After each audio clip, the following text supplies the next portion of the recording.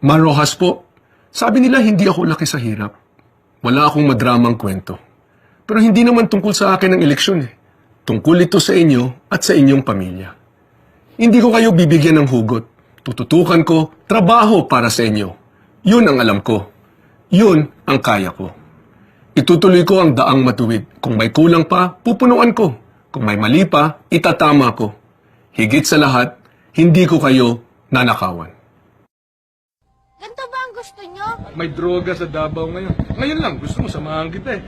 Makakabili tayo ng droga sa Davao eh. Oh. Turo nyo po sa amin ang tama. At sampalan? Bakit pa sampalan? Pambabae yan. Suntukan na lang. Ano po ba ang gusto nyo maging halimbawa para sa amin?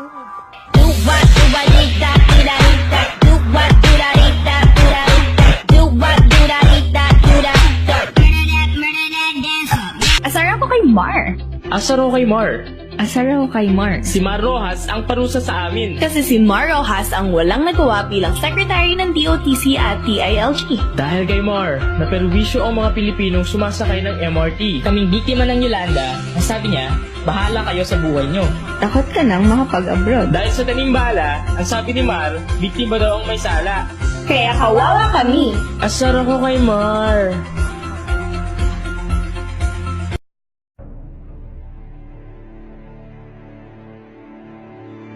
There's a lot of water under this storm. There's going to be storm surge, 50, maybe 60 feet.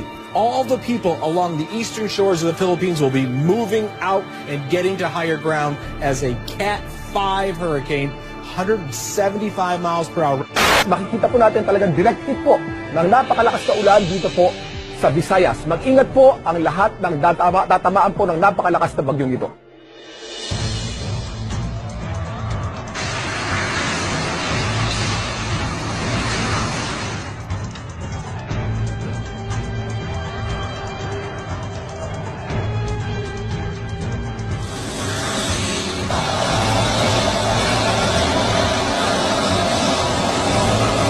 Dinalot na ng takot at dilim ang lake. Mama!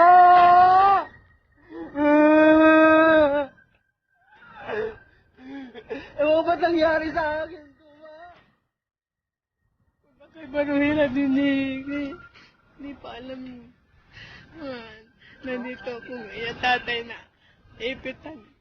Bato!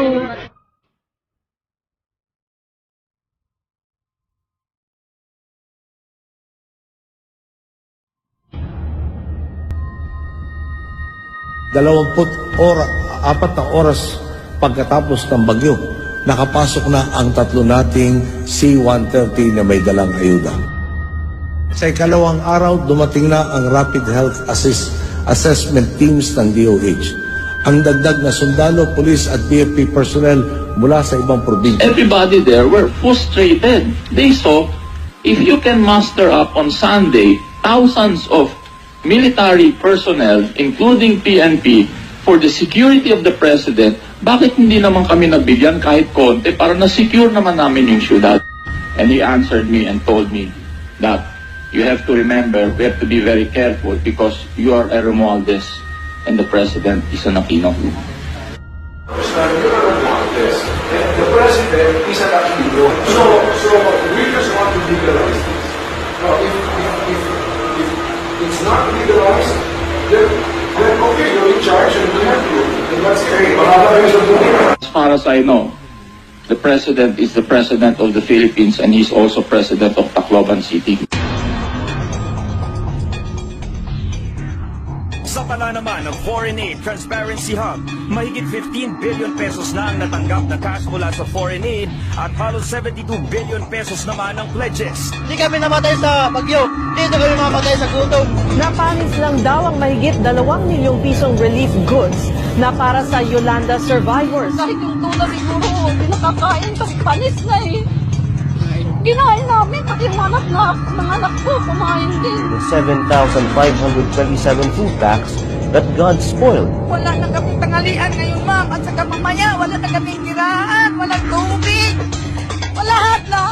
COA says the local and foreign cash donations were never used by the NDRRMC.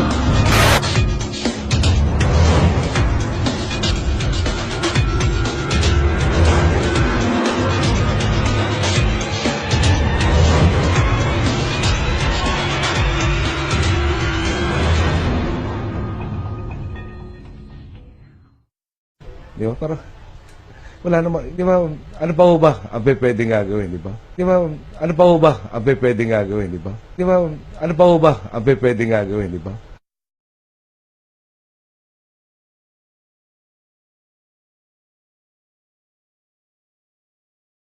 Who should take responsibility? Considering damage was caused on our I'm sorry? image. Who should take responsibility? Yes, but I think what's important, anyway, Sino sir? I mean, sino yung dapat na mag-take ng responsibility? kung nagpasok ka ng contraband sa airport, paano naging problema ng gobyerno yun? Sino yung damage sa image mo? Hindi, ang damage sa industriya natin ay dapat ilagay natin sa konteksto kung sino ba talaga ang nagpapasok nitong mga contraband. So, di ba? Kung meron naman talaga na nagpasok itong contraband sa mga paliparan natin, edi dapat tama lamang na nahuli sila ng pamahalaan. Rojas, ha? Si Mar Rojas na akala mo'y napakatalino na taga-Wharton daw.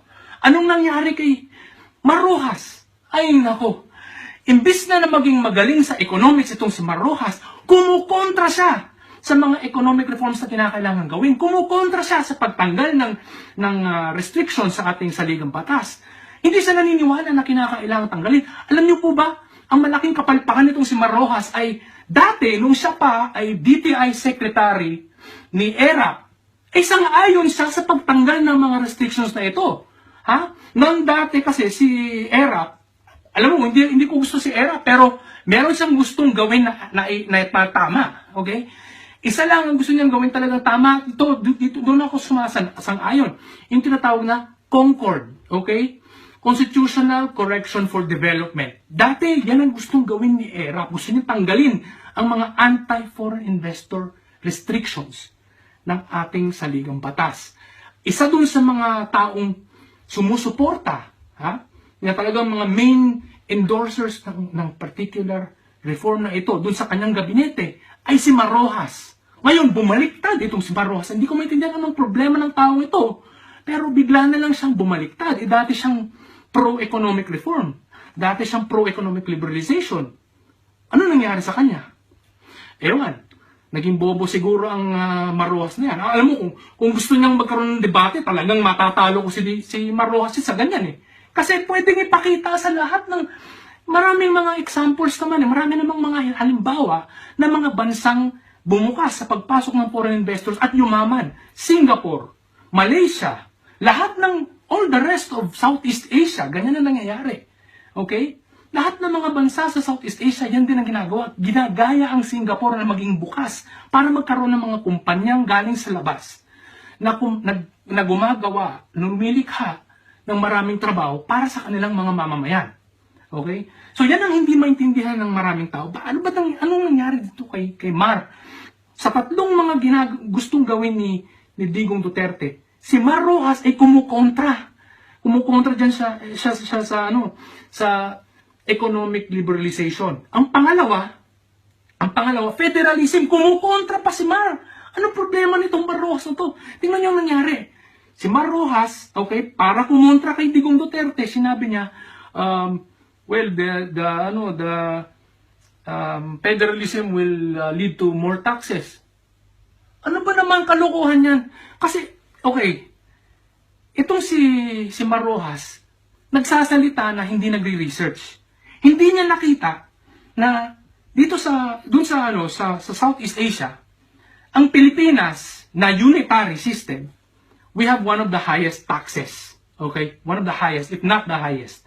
Ngayon, federalism ang ginagamit sa isang bansa sa Southeast Asia na matatawag nating maganda ang kanilang pagtakbo. Ito ang Malaysia. Okay? Federalism ang gamit sa Malaysia.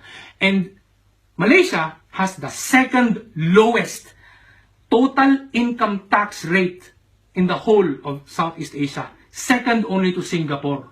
Okay? So, kung titingnan ninyo, ang mga tao sa Malaysia, mga Malay, marami sa kanila, no? Mga Malay, pareho sa mga ugali natin mga Pilipino. Pareho tayo. Muslim lang sila, marami sa ating Kristiyano.